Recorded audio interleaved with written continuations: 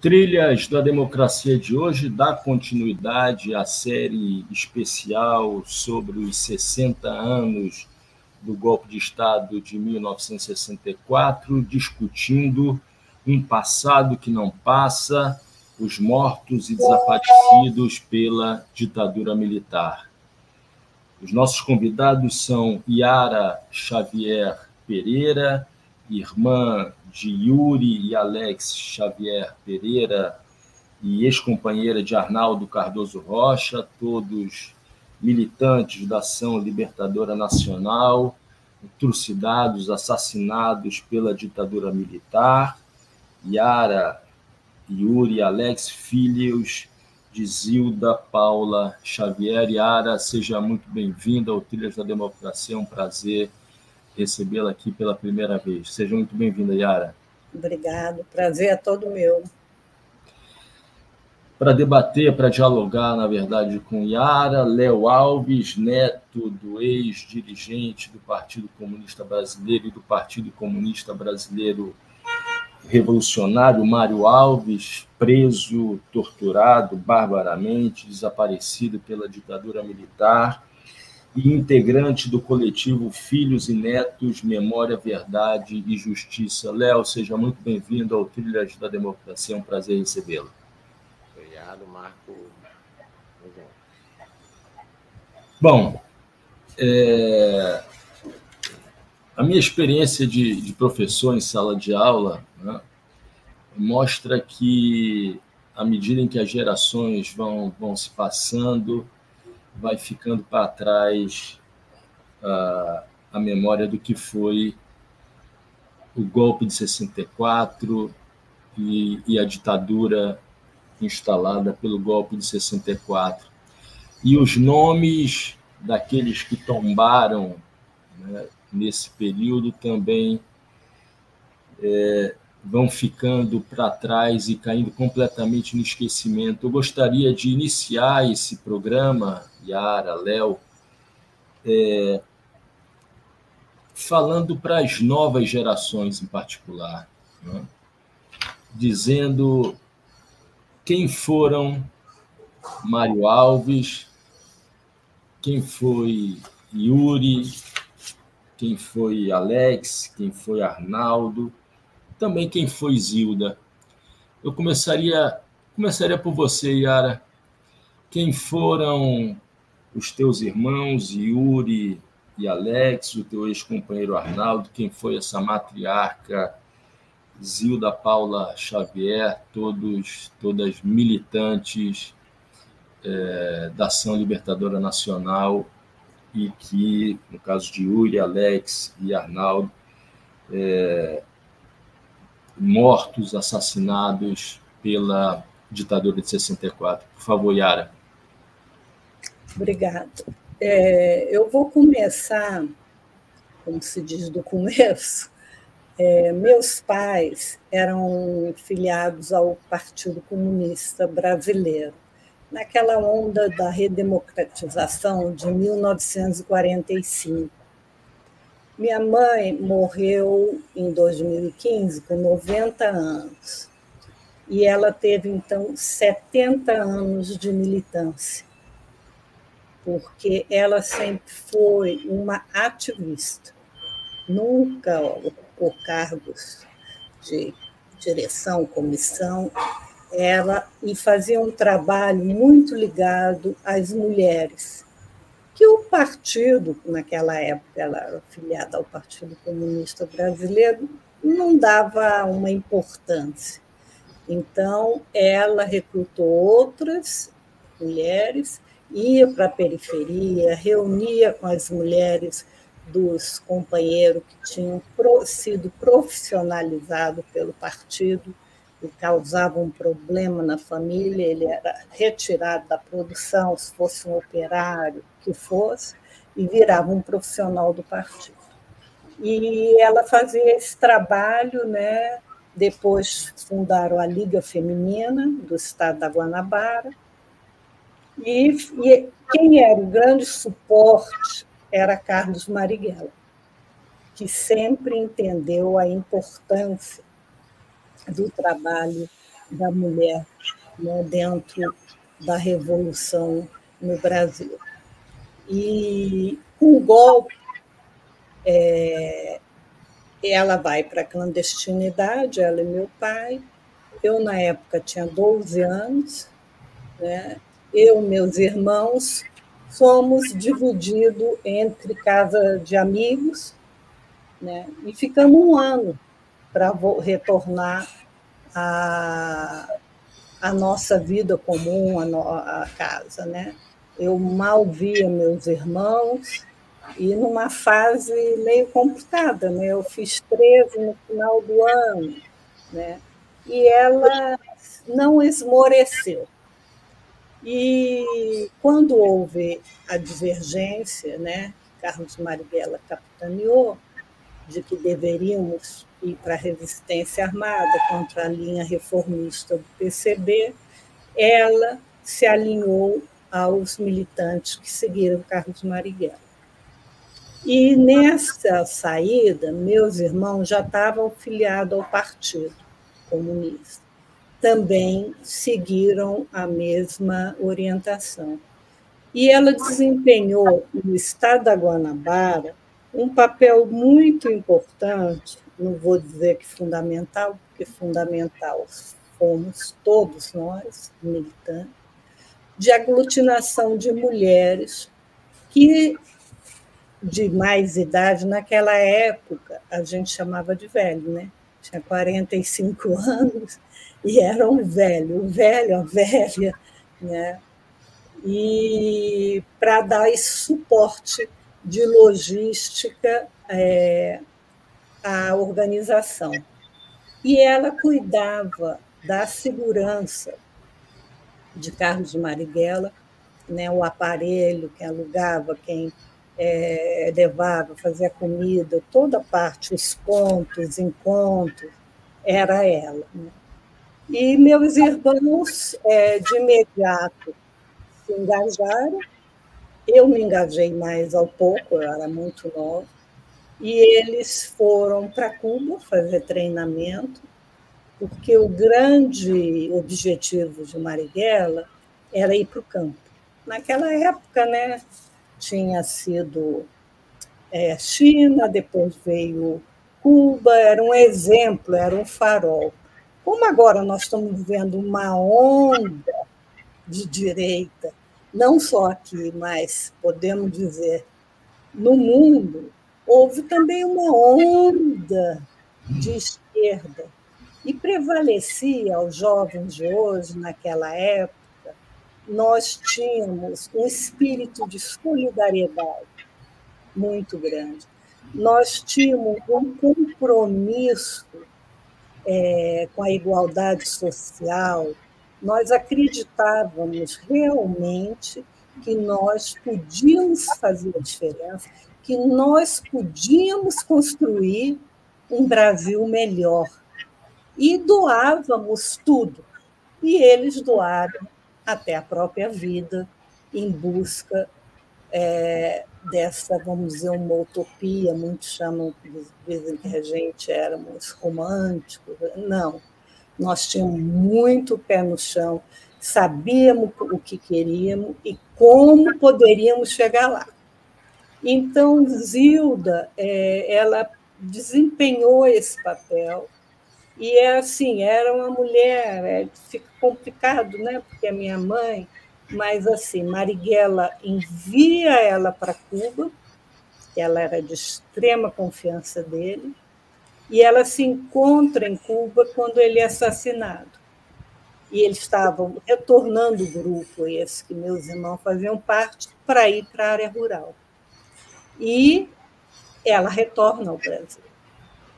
Quando tinha gente pedindo para sair, né, ela com Toledo decidem e voltam para reestruturar e assumir o comando da organização. Ela é presa, né, muito torturada, resiste até... Ela foge no dia 1º de maio.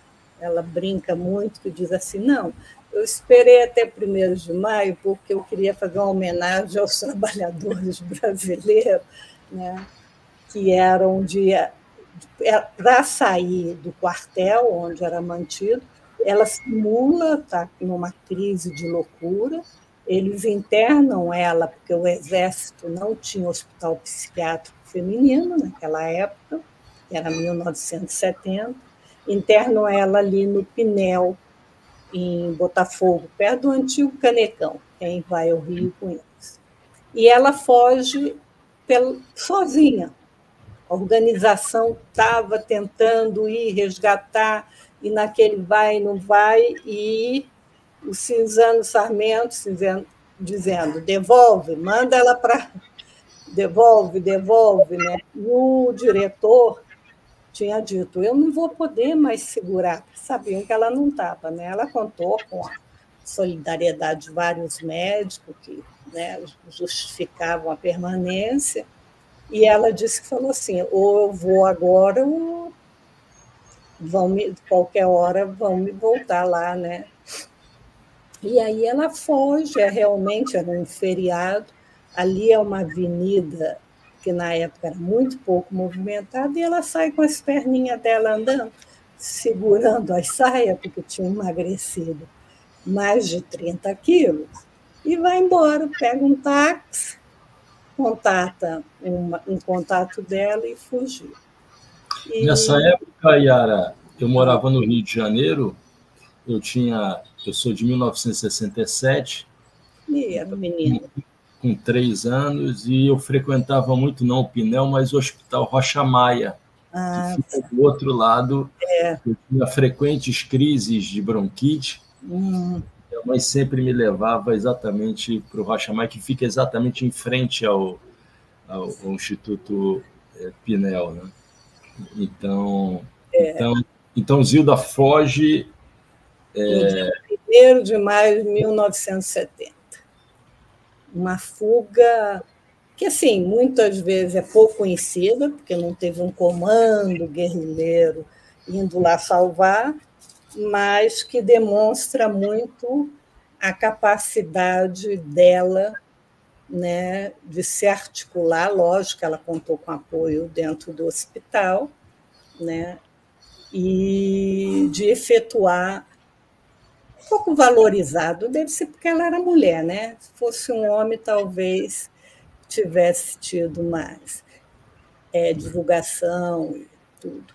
Ela fica na Europa e vai a Cuba, ela reestrutura toda a volta desse grupo, que é chamado Segundo Exército, da Helene, que o primeiro grupo que treinou, onde estava o Virgílio Gomes da Silva, nosso comandante Jonas, e ela cumpre essa tarefa, coisa que muitas vezes atormentava, né, porque a maioria foi assassinada.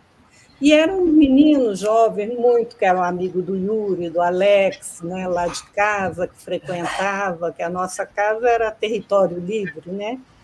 Então, é uma tarefa que não é fácil, né? Mas ela cumpriu. E Yuri volta e assume já uma coordenação provisória junto com Toledo, né, o grupo, refaz, mas, em seguida, em outubro de 70, o Toledo é assassinado. E a direção fica na mão desses jovens. Para você ter uma ideia, o Yuri, quando foi assassinado, ia fazer 24 anos, em agosto. Ele foi assassinado em julho. Eram jovens. Os mais idosos, vamos dizer assim, era o José Luiz da Cunha, que Amparo pode ter comentado, que tinha 32, o Paulo de Tarso Celestino. Acima de 26, 28 já eram pouquíssimos. De 30, você conta nos dedos. Ou seja, aquela geração que tinha passado pelas experiências do Estado Novo, tinha passado pela experiência do pós-1945 dentro do partido, já não estavam mais presentes, do Partido Comunista Brasileiro já não estavam mais presentes, e coube à jovem geração assumir essa hercúlea responsabilidade de estar à frente da organização. Quando Marighella rompe, vários quadros saíram com ele, mas, comparado ao que os jovens que compraram, vamos dizer, que se identificaram com ele, é pouco, né? Nós temos o Pacheco, nós temos Rolando Frati, mesmo esses dois foram grandes lideranças, já eram pessoas de mais de 50, né? O Toledo mesmo, mas de mais idade assim, eu acho que eu nunca fiz essa coisa assim, uns 10, 15, mas com capacidade de assumir liderança, não tinha, porque o Rolando Frati, Pacheco foram presos logo no início, foram trocados, inclusive, no sequestro do embaixador americano. Então, quem ficou e assumiu a vanguarda foram esses jovens. Como eu te disse, podia ser um momento, como outra organização fez, de dizer, olha, vamos fazer um congresso ali no Chile e vamos decidir se a gente fica ou não volta. Lógico que não voltaram, né? Nós acreditávamos, as pessoas diziam assim, nossa, mas já estava uma fase tão... Não, nós não éramos suicidas, não. Nós acreditávamos realmente que nós podíamos reorganizar, identificar onde erramos e achar um caminho para continuar a luta. Inclusive, quando o Yuri é morto, ele estava fazendo um texto de análise, que ele começa analisando o início da organização, a gente, para identificar os erros, ia ser um documento conjunto com a coordenação. Só que, como ele é assassinado, o pessoal publica que tudo até ali tinha sido dele, não tinha tido alteração por nenhum companheiro. Ele tinha uma capacidade intelectual muito grande. Ele sempre gostou de estudar, escrevia muito bem, né?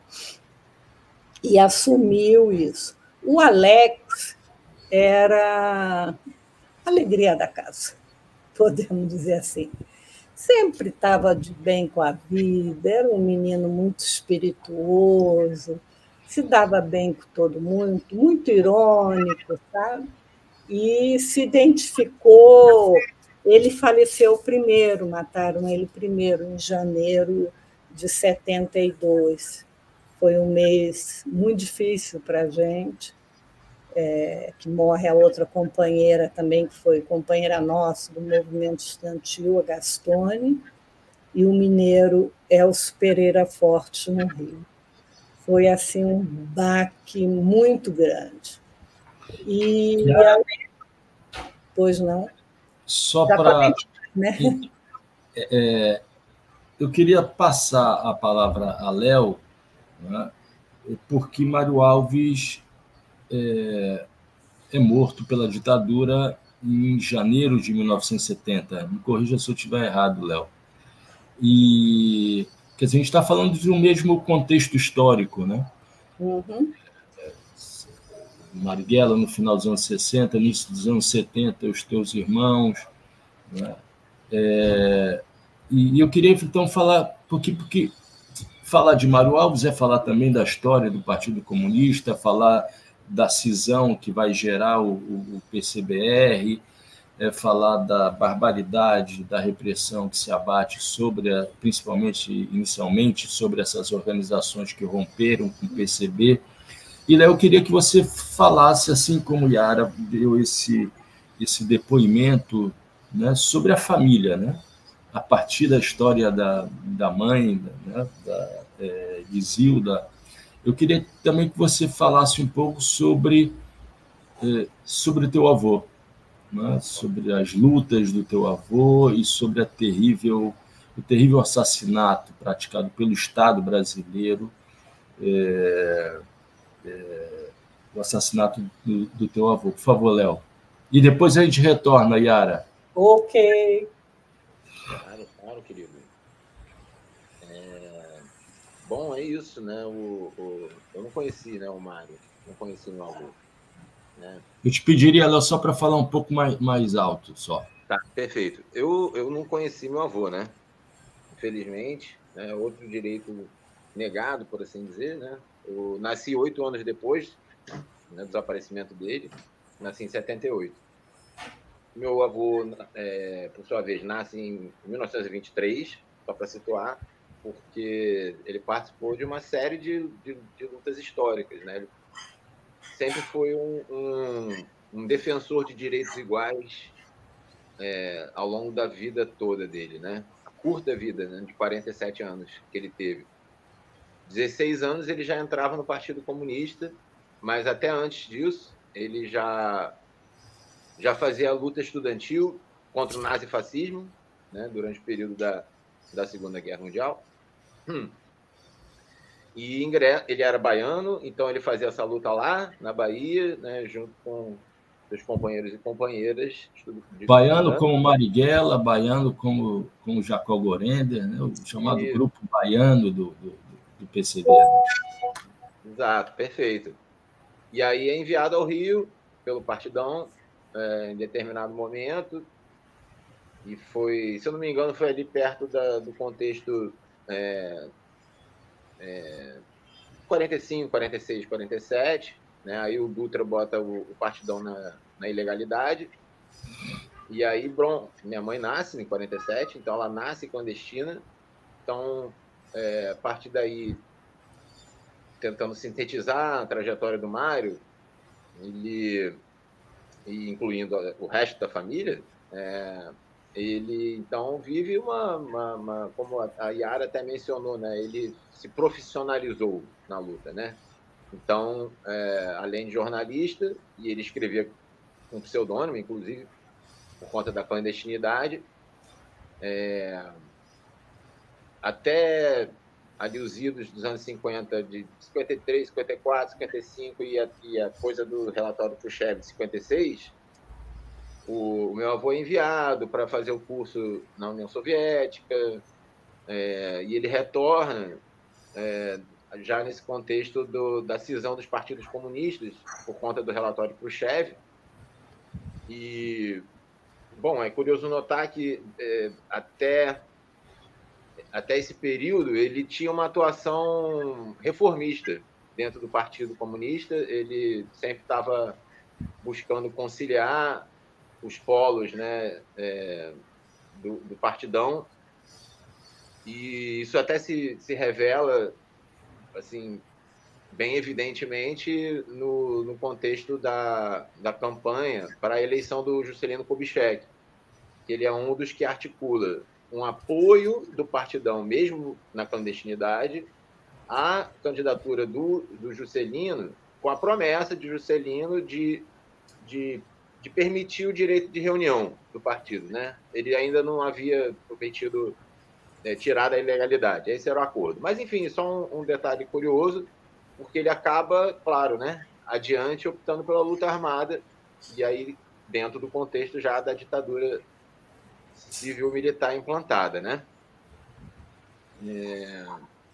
É preso em 64 já, ele é preso no DOPS, no antigo DOPS aqui do Rio de Janeiro. Ele é solto no ano seguinte com habeas corpus, e só em 1970 que ele é sequestrado, né, no dia 16 de janeiro, sequestrado, torturado barbaramente da noite para o dia e somem com o corpo dele, né? E, bom, então essa é a história, né? E claro, né, para a opção da luta armada, da mesma maneira que Marighella constrói um outro movimento, né? O Mário Alves, junto com o Jacó Gorender, Apollônio de Carvalho, eles constroem o Partido Comunista Brasileiro Revolucionário. Tá certo? E, bom, assim, uma descrição mais afetiva, né, que, como eu não o conheci, eu falo aqui por tudo que eu aprendi da história do meu avô com minha mãe, principalmente, né? Porque mesmo a minha avó Dilma, ela faleceu Em 85 eu tinha 7 anos, né? Não pude ter esse tipo de conversa com minha avó, infelizmente. Mas a minha mãe, né, me conta que ele era uma pessoa que tinha muito carinho pela família, né? Pela minha mãe, pela minha avó. Ele e a minha avó Dilma Borges, procuraram ao máximo proporcionar momentos de alegria para minha mãe. Ela me fala isso, eu fico muito tocado, né? Porque mesmo com o Mário tendo que viver na clandestinidade, fazer toda a sua luta na clandestinidade, e minha mãe e minha avó terem que ficar apartados dele a maior parte do tempo desse período de clandestinidade, por questões de segurança, né? Então, para você ter ideia, minha mãe e minha avó já moraram em mais de 40 lugares, se é que dá para chamar isso de moradia, né? Uma vida em fuga, mas é isso que me toca muito, porque nos momentos que era possível haver um reencontro, né? A minha avó Dilma e meu avô Mário procuravam sempre proporcionar momentos, né, de sociabilização da minha mãe, né? Eles procuravam fazer muitas festas mesmo, sabe? Minha mãe é adolescente, né? Fazer bailinho, preparar ali uma Cuba Livre. E eles ficavam ali muito animados de ver, né, a minha mãe poder ter esse tipo de vida, né, que em grande medida foi negada a ela, né, por conta da perseguição. E que ele gostava muito de música, principalmente música erudita ou clássica, né? Era muito irônico também, a Yara estava comentando, e aí é isso. A minha mãe e todo mundo lembram dele como um grande intelectual, um cara super estudioso do marxismo-leninismo. Ele falava 8 línguas, algo assim, uma coisa. Então ele fazia traduções, né, da literatura russa para o português. E esse era o Mário, o jornalista Mário, meu avô. Acima de tudo, defensor de direitos iguais, né? Igual o Yara colocou, que esse é o nosso legado, né? Dessa época, né? É esse legado de humanidade, de desejo por um mundo mais igualitário. E, Léo, em fevereiro desse ano, me corrija se eu estiver errado, eu recebi a carta em fevereiro, né? Você escreveu uma carta aberta ao presidente Lula, e eu gostaria, sem cansar os nossos ouvintes e espectadores, eu gostaria de ler o primeiro e último parágrafos dessa carta aberta ao presidente Lula. Abro aspas. O companheiro Lula não teve o direito de velar o corpo de seu irmão. Esse fato chocou a toda a sociedade e também aos familiares de mortos e desaparecidos da ditadura, que são muitos e estão em todos os setores da sociedade. São pessoas que aderiram ao projeto democrático que Lula impulsiona no Brasil, com sua potência política aguerrida desde o final dos anos 1970. São pessoas que apoiaram incondicionalmente a retomada democrática de novo, liderada por Lula nas eleições de 2022. Pulo para o último parágrafo. Não preciso me alongar e apontar que o silenciamento das mortes e desaparecimentos do passado só fazem impulsionar as mortes e desaparecimentos do presente. Interromper uma política pública como a Comissão Especial de Mortos e Desaparecidos Políticos, que sequer perfeita seria aumentar um buraco histórico em relação ao período da ditadura militar, que seria manancial para a criação de novos Bolsonaros continuamente. Lembre-se, caro presidente, a ditadura militar assolou e violentou toda a sociedade brasileira e Vossa Excelência é um exemplo disso. Um operário e sindicalista que se levantou contra essa opressão. Convocamos novamente esse espírito e, em nome de todas as mães, avós, irmãs e demais familiares de mortos e desaparecidos desse Brasil, reinstale a Comissão Especial de Mortos e Desaparecidos Políticos já. Fecha aspas. Léo, depois da publicação dessa carta, a comissão não apenas não foi reinstalada, como o presidente Lula afirmou que o golpe de 64, em entrevista ao jornalista Kennedy Alencar, o golpe de 64 faz parte da história, de uma história que ele não quer ficar remoendo, já que ele precisa olhar para frente, tocar o país para frente. E, há poucos dias, proibiu a realização de quaisquer atos no âmbito governamental alusivos aos 60 anos do golpe de 64. Léo, qual é o teu sentimento? Gostaria muito de ouvir o teu sentimento e a tua explicação para a postura adotada pelo presidente Lula. Insisto que todos nós ajudamos, demos a nossa cota de contribuição para que fosse eleito, encerrando os 4 anos de governo fascista de Jair Messias Bolsonaro. Por favor, Léo, e em seguida, Yara. Perfeito, querido. Bom, sentimento... Bom, primeiro, tentando pegar o fio das citações que você levantou aí da carta. Bom, a carta foi bem pessoal mesmo, né? Não foi uma construção coletiva, foi um desabafo. Foi um desabafo. Por que eu digo que não foi uma construção? Porque, claro, né, eu participo de movimentos, né? E a gente constrói coletivamente pronunciamentos como a coalizão fez agora sobre essa proibição no âmbito governamental do golpe dos 60 anos do golpe. Mas, voltando à questão da carta, que foi antes dessas declarações,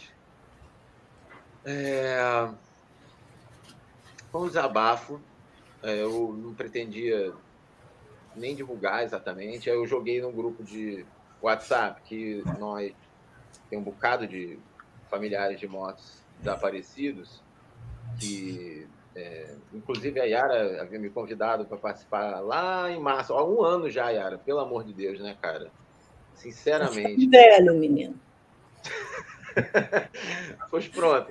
Aí Yara, não, olha, a gente está se reunindo aqui num grupo para demandar uma audiência ao Ministério dos Direitos Humanos, e assim foi feito, né? A gente, de fato, foi recebido em massa, mais de 150 familiares no Ministério em 28 de março do ano passado.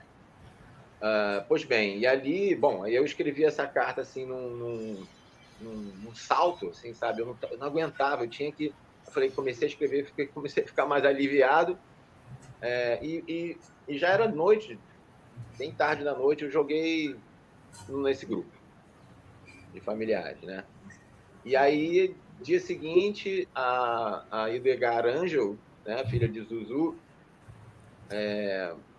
pergunta se podia repercutir numa live do 247, inclusive, de domingo. Ela fez isso, muito emocionada, e aí sim eu aproveitei para fazer um recorte dessa fala, para ampliar a divulgação, né?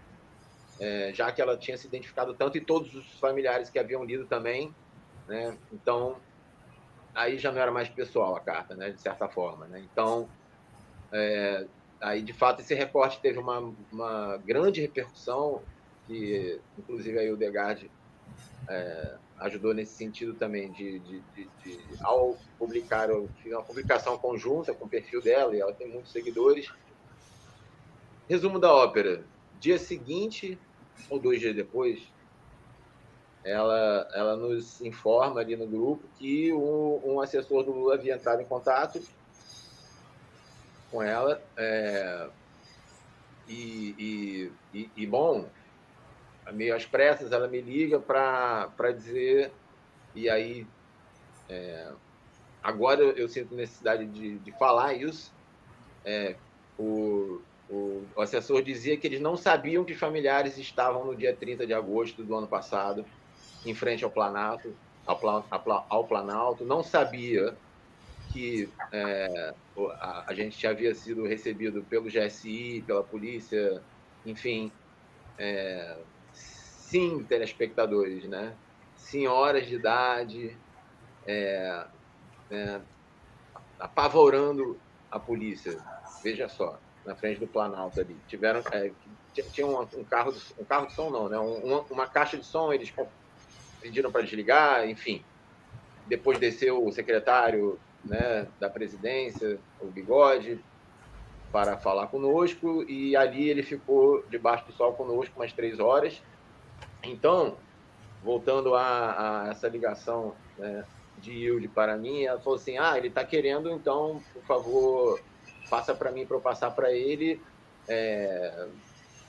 documentos, matérias de jornais, fotos sobre essa nossa presença na frente do Planalto, né? Isso em si já foi bastante complicado, né? Porque a gente sabe muito bem que o nosso ato no dia 30 havia comoção no Planalto, tá? A gente teve feedback nesse sentido. O Bigode é a pessoa melhor indicada para fazer a ponte de movimentos sociais com a presidência. Então, a gente sabia sim que ele havia relatado tudo isso a Lula. E, bom, eu não sei se aquele assessor que entrou em contato com a Hilde, já o 4º assessor que fica em contato com os familiares, prometendo agenda, né? Estava ele sem a informação ou foi, de novo, uma estratégia para nos enrolar. Desculpa o termo, mas é assim que os familiares estão se sentindo ignorados, se sentindo traídos, se sentindo decepcionados, para além de todo o sofrimento de 50, 60 anos de luta, né, que abate quem não pode fazer um enterro justo, que não pode saber circunstâncias das mortes dos seus entes queridos. Então, veja, é aí que vem esse ponto do meu desabafo, a carta aberta, de buscar empatia em nível pessoal do presidente Lula. Né? Mencionando, eu busquei fazer com todo cuidado, né? Mencionando a morte do irmão dele, e ele não ter podido velar o corpo do irmão, que é o que acontece conosco. Não podemos velar nossos entes queridos há quase 60 anos, né? Então foi nesse sentido, né? Não foi para desrespeitar, mas foi a carta foi extremamente respeitosa, né? E como eu diria mais afetuosa, né? Sim, exato.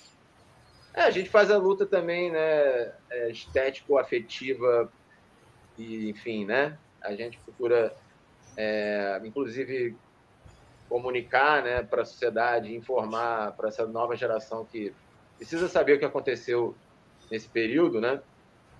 De diversas maneiras, informar através de diversas expressões, né? Não é à toa que eu sou músico também, né? Enfim, eu tenho esse outro tipo de canal de expressão também para fazer a minha luta.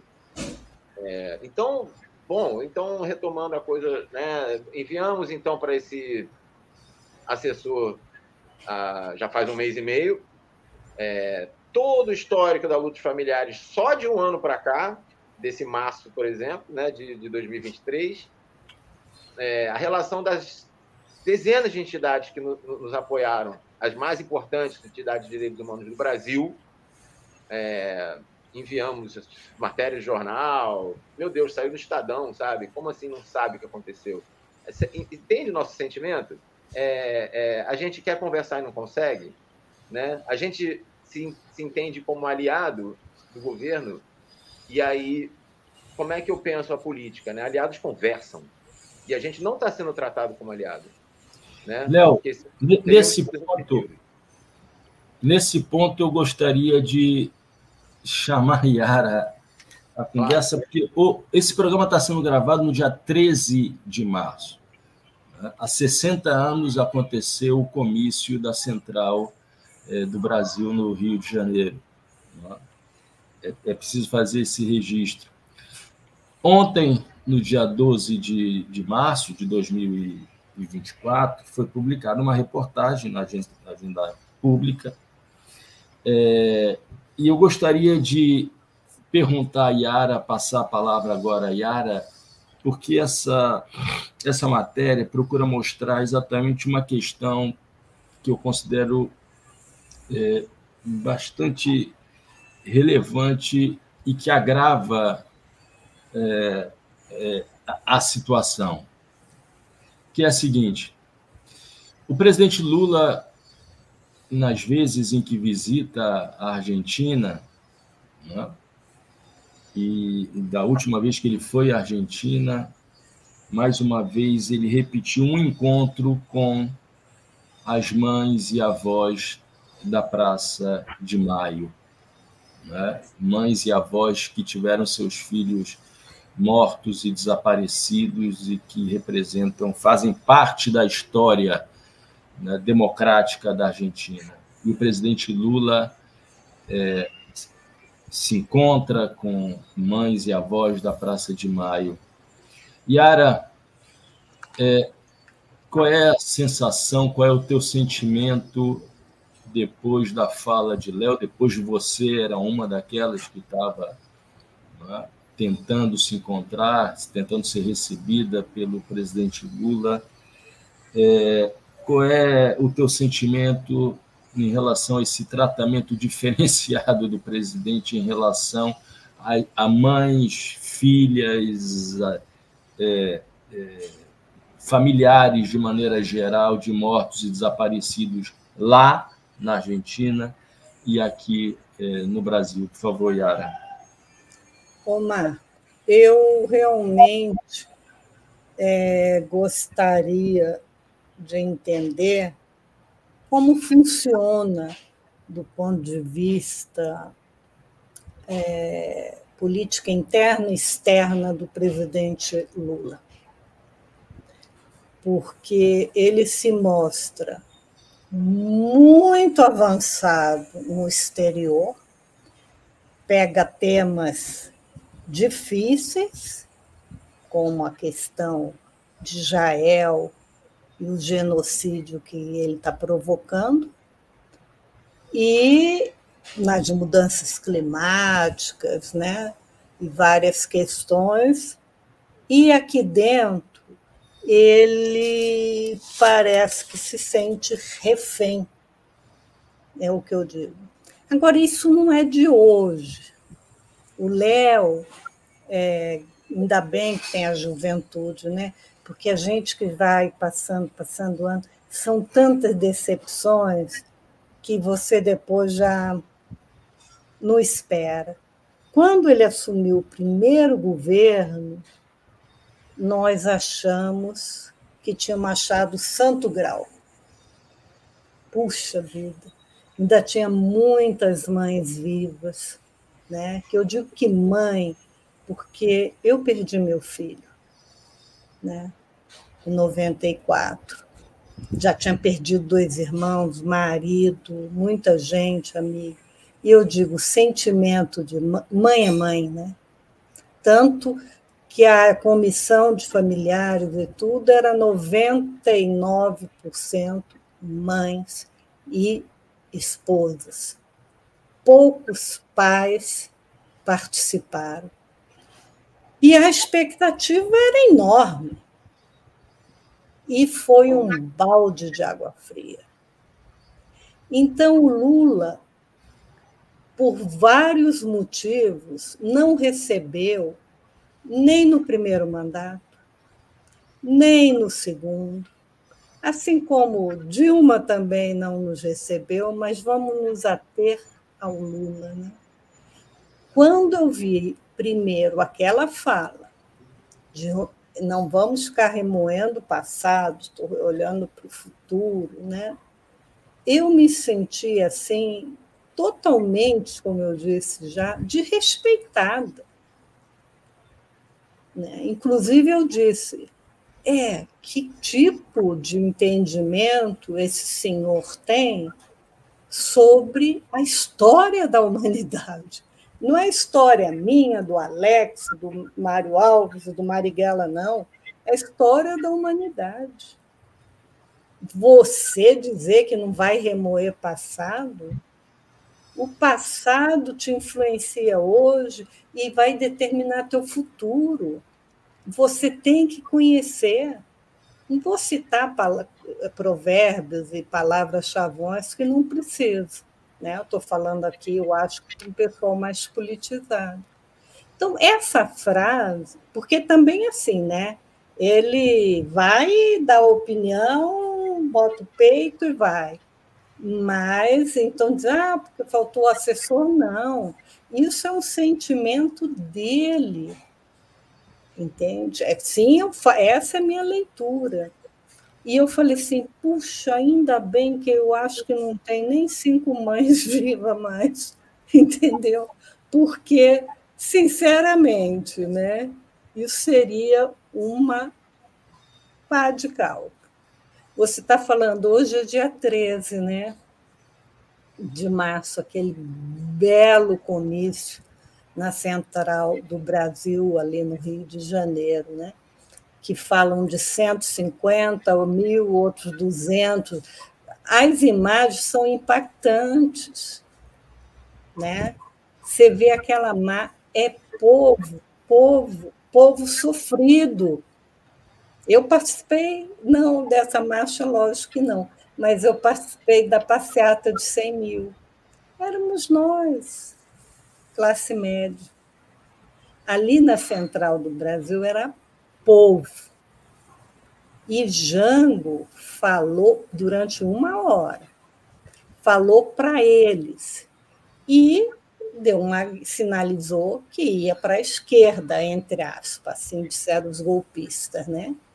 Que ia avançar nas reformas de base. Gente, eu acho que de todos os pontos, a única que pode dizer ainda era um fantasma do comunismo caminhando, que era a reforma agrária. E que o pessoal que veio do campo dizia a reforma agrária na lei ou na marra. Né? Estava em franco crescimento as ligas camponesas, tudo que era um momento democrático, né? Muita abertura, e os movimentos cresceram e foram. Lula, não sei, ele tem medo de povo? Ele tem medo de assumir compromisso? Essa é uma pauta difícil. Eu voltei ao Brasil em maio de 79, né? 3 meses antes da anistia.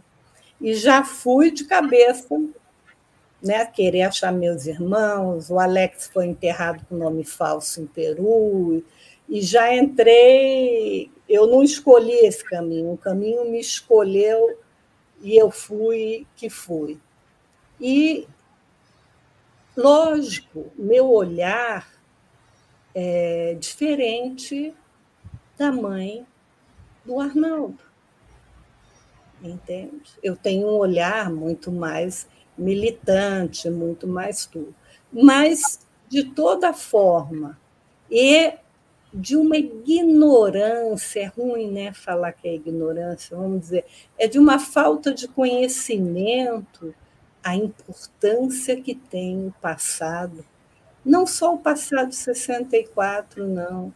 O passado de 45, o passado de 35, 1920, né? De você ter isso. Então, ele se comove, porque ele chorou abraçando as mães e avós da Praça de Maio e depois com as mães e avós uruguaias. Ele chorou, se emocionou. Quem conhece diz que ele é uma pessoa muito emotiva, né, e tudo. Quer dizer, 2 pesos e 2 medidas? Lá nós temos tupamaros no Uruguai, tivemos um botoneiro e um monte na Argentina. Então, tivemos guerrilheiros da luta armada, tivemos resistentes que não utilizaram as armas, mas combateram e foram assassinados mesmo assim. Quer dizer, não tem uma diferença de morto. A maioria foi executado. Eu estava, né, quando estava falando, eu exumei Yuri, Alex, comprovei.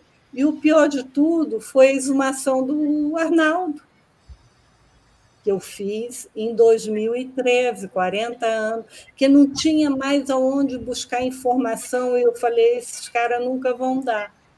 Marco, ele levou pelo menos 15 tiros. Eles fizeram, possivelmente pendurado, que os peritos chegam, tirou alvo. Um tiro aqui, outro tiro, um tiro no fêmur, outro tiro na perna. Similaridade e lateralidade iguais, até vir o tiro de execução. Esse é um corpo que se levantou para denunciar seu homicídio. E não tem resposta. No dia 30 de março do ano passado, eu coloquei de novo em mãos do atual ministro dos Direitos Humanos nos laudos, né, que foi feito pela Polícia Federal, Polícia Civil, nada a ver com a gente, entende? E nós tínhamos perdido, o Ministério Público tinha entrado com a denúncia, em fevereiro, rejeitado. Por quê? Porque os torturadores estão anistiados por causa dos crimes conexos, que consta na lei. E em que pese que diz assim, quem sabe no futuro. A mãe do Arnaldo viu muito. Ela morreu esse ano, com 102 anos. Até o ano passado, e lúcida, né? Ela dizia, mas, minha filha, nós vamos chegar nos culpados? Eu falei, alguns culpados nós já chegamos, mas nós, pelo menos, né, sabemos que aquela versão era falsa, isso. O que eu ia dizer para ela? O presidente Lula não quer remover o passado, dona Anete. Sinto muito. Guarda a foto do seu filho aí e vamos, né, esperar a reencarnação. Então, isso eu achei assim, não sei se Léo concorda, de respeito, uma falta de humanidade para com o próximo, isso que eu digo, os nossos melhores jovens foram assassinados. Por isso nós temos não vou dizer a palavra, esse Congresso tão bem representado. E quando eles foram para a eliminação física, primeiro a gente da luta armada, depois os quadros do PCM, que não usavam, já era para não deixar, né, que nenhum, porque todos eles tinham a grandeza de se dedicar ao outro e eram cabeças, condições de dirigir esse país. Então, nós ficamos acéfalos. Essa é a minha análise. Infelizmente, nós perdemos tudo. Eu gostaria de ler só um parágrafo, a carta não é minha, não, é do Yuri, quando ele se despede da minha mãe, envia uma carta, ele já achando mesmo que não ia sobreviver. Não nos dizemos adeus, porque, em verdade, estando integrados em uma luta assim, por mais distante que estivermos, estaremos ombro a ombro sempre. E aconteça o que acontecer, todo ato que um realize será também ação do outro. A simples realização e constância na luta é uma união que nada pode evitar. Então, é isso. Então, quando dizem, mas você persiste, 50 anos você está atrás, cada ato meu é um ato deles, é um ato não só para os meus, mas para todos os que tombaram. Muito obrigada. Yara, a primeira vez em que eu li sobre a forma como Mário Alves havia sido torturado, devia ter 16, 17 anos, estava prestes a entrar no curso de História no UFRJ, e a primeira vez que eu vi o relato de como haviam sido as torturas, as sessões de tortura contra Mário Alves, que se repetiram, né, em vários casos, né, de ativistas militantes que ousaram se levantar contra a ditadura, a minha sensação foi uma sensação que se repete todas as vezes em que que eu escuto a voz, a palavra Mário Alves, o nome de Mário Alves. Bom, para aqueles que nos acompanham e que nunca ouviram falar desse caso, né, Mário Alves foi empalado, né? Enfiaram um pedaço de pau com espinhos no seu ânus, né, e que dilacerou o seu corpo internamente. E aqui, tendo Léo, apesar da distância, Léo, na minha frente, me vem de novo essa lembrança e os horrores pelos quais passou Mário Alves naqueles momentos e tantas outras que passaram por sessões de tortura e que continuam a passar por sessões de tortura nos dias de hoje, nas delegacias, nos presídios, né, dos vários recantos do Brasil. Eu gostaria de finalizar esse programa passando a palavra ao Léo, e acho que foi esse o teor da carta do Léo, né, de que 64 não é passado, né, porque esse passado não passou. Acho que Yara fez também referência a isso agora há pouco. O nosso Congresso atual é a expressão de um país que não conseguiu fazer o acerto de contas com o seu passado. A quantidade de ex-policiais, né, que fazem abertamente a defesa da violência policial, é a expressão desse Brasil que não fez o seu acerto de contas. Eu queria, então, a gente está chegando ao término desse Trilhas da Democracia, eu gostaria que Léo deixasse a última mensagem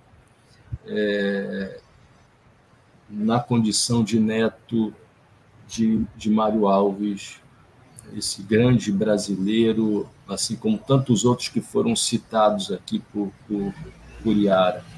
Por favor, Léo, eu queria que você verbalizasse e encerrasse esse Trilhas da Democracia sobre mortos e desaparecidos pela ditadura, pelo Estado ditatorial brasileiro que foi implantado no Brasil em 31 de março de 1964. Por favor, Léo. Obrigado, Marco. Antes de tudo, agradecer na figura da Yara, como se diz, né, nas reuniões, a todas essas guerreiras, todas essas mães, para resumir, porque a avó é mãe duas vezes, como se diz, né? Uma gratidão estar lutando ao lado de vocês. Então, a Yara está viva aqui, presidente Lula, né? A gente está junto. Eu tenho 46, e estão vindo outras gerações. Não faz sentido dizer o que foi sofrido já foi sofrido. O sofrimento para esses familiares permanece. Então, aproveitando o que você mesmo disse, Marco, O sofrimento das mães e familiares da favela, do campo, do território indígena, permanece e é fruto, sim, da impunidade do passado ditatorial. Não tem como dissociar 64 do 8 de janeiro, por exemplo, também. Não tem como dissociar 64 do assassinato do Jonathan, filho da Ana Paula, aqui em Manguinhos, que acabou de ter uma sentença horrorosa semana passada. Um garoto com um tiro nas costas e a sentença foi de homicídio culposo. Então, o PM vai responder na Justiça Militar. Com máximo prazo de 4 anos, com progressão de 1/4. Claro que vai ser recorrido. Mas por que eu estou citando isso? Porque a gente faz o apoio, luta do lado dessas mães também, porque não faria sentido para mim, sabe? E para nós, coletivamente, a gente pensa assim, não faria sentido só falar do passado ditatorial, porque a ditadura permanece na favela, permanece no campo, no território indígena. Tá? E aí, presidente Lula, é um imperativo histórico reinstalar a Comissão Especial sobre Mortos Desaparecidos. Seria um excelente gesto que nunca vai desculpar a fala de Vossa Excelência sobre não remoer o passado, mas é um dever, porque é um direito, é uma lei. A gente tem direito a essa lei. Ela tem que ser cumprida. Se ela já não tivesse mais por aí, mas ela está aí, a comissão foi extinta irregularmente, já tem um decreto pronto, não faz sentido a não assinatura desse decreto agora, a não ser, que é para responder também a pergunta que você tinha feito lá atrás, né, a minha análise, né, e a análise da Yara Xavier fala, né, de que é uma desumanidade e um desrespeito, concordo, sim, tá, Yara, concordo. É por isso que eu escrevi essa carta, que eu não suporto, não é uma questão pessoal, eu não suporto ver a luta dessas mães, sabe, dando de porta, com a cara na porta o tempo todo. Não suporto, sabe? E como eu falei, não é uma questão pessoal, é para que não se continue desaparecendo e matando as pessoas hoje, principalmente nos territórios mais vulnerabilizados. Isso é muito cruel. Então, assim, respondendo finalmente, está muito claro que é um trato, um acordo com os militares, né? Tanto a não reinstalação da comissão como a proibição de se tocar nos 60 anos do golpe no âmbito governamental. Está muito claro. Não, é isso.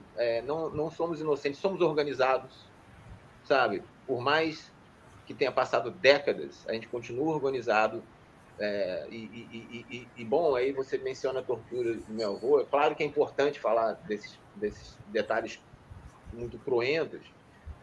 A gente não quer que essa memória se apague, mas é importante falar da luta democrática, a luta por direitos iguais dessas pessoas, porque inclusive a tortura é feita para espalhar medo, né? E se a gente vive só falando sobre isso, a gente está, de certa forma, inclusive, perpetuando esse medo, porque aí alguém vai olhar assim da nova geração e falar assim, puxa vida, se eu for defender os direitos iguais, vai acontecer isso comigo? Né? Então a gente tem que falar assim da tortura, de como é que foi, com muito cuidado, né? Tem sempre, mas é aquela coisa, já que em âmbito institucional, governamental, a gente não tem como essa memória contada, fica de fato uma certa obrigação dos familiares, nem que seja por tradição oral, Agora tem internet, ok, tudo bem, mas é isso, eu conheço meu avô através disso, por exemplo, né? De me contarem o que aconteceu, né? E já estou vendo a mesma coisa se passando com as próximas gerações. A gente vai ter que passar esse bastão assim, sabe? E essa eterna tortura. Então, presidente Lula, assim, no sentido, não é pessoal, não é um pedido pessoal. A carta não foi, eu falei que foi um desabafo pessoal, mas ela ganhou uma amplitude que mostra que não é só comigo. Inclusive, não é só com os familiares. É a sociedade que precisa ser reparada por conta do período ditatorial. Essa memória precisa ser, sim, contada, e é assim que a gente vai conseguir construir uma sociedade democrática. Porque, finalizando, o passado não enfrentado, o passado ditatorial autoritário não enfrentado, produz novos Bolsonaro, produz esse retorno eterno da extrema-direita e das forças conservadores. Então, se não é agora, não sei quando é que vai ser, presidente Lula. A gente tem que reformar, inclusive, a estrutura das Forças Armadas. O senhor sabe disso, tá? Mas você precisa de um retorno, uma devolutiva dos familiares sobre contar ou não contar. A gente continua remoendo, vai continuar remoendo. Então, eu comecei agradecendo a essas mães e familiares e eu vou deixar aqui para elas o seguinte: filhos e filhas, netos e netas, bisnetos e bisnetas, sobrinhos, sobrinhas, periquito, papagaio da geração de vocês, nunca vão desistir. Nunca vão desistir de lutar até encontrar a última circunstância de morte e o último desaparecido. Mesmo não encontrando, que a gente tem também clareza disso, muitos foram incinerados, muitos foram jogados no alto mar, por exemplo, meu avô, né, usavam muito isso, né, jogar ao alto mar o corpo dos mais visados pela ditadura, né? Então, mas o próprio ministro Silva reforça isso. O próprio ministro falou no ano passado que é isso, o Estado tem que continuar buscando, mesmo com a perspectiva de não encontrar, porque isso é a reparação histórica que vai produzir uma sociedade democrática também. Direito humano é direito à moradia, direito humano é direito à mobilidade, saúde, educação e tudo mais, mas memória, verdade, justiça e reparação também é parte dessa grade de direitos humanos que produz a democracia. Sem isso, a gente vai estar sempre retornando à mesma tecla de novos Bolsonaros. Infelizmente, eu queria terminar um pouco mais animado, mas é isso.